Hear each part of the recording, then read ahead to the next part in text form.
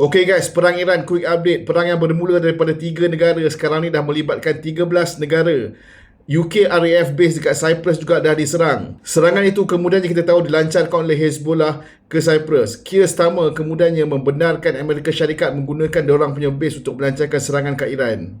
Qatar dan Saudi punya oil facility juga dah diserang. Qatar yang merupakan pengeluar 20% LNG dunia terpaksa suspend the operation. Begitu juga dengan Saudi, terpaksa stop diorang punya oil production lepas oil refinery diorang kena attack. Selain itu, Iranian Revolutionary Guard pun dah tutup Selat Hormuz dan diorang kata diorang akan bakar any kapal yang cuba melalui selat tersebut. NATO Secretary General pun ada keluarkan statement berkaitan insiden sekarang ni, tetapi apabila ditanya adakah diorang akan menghantar tentera untuk support mission ini, dia kata this operation is led by American and Israeli. So buat masa ni diorang takkan hantar any tentera.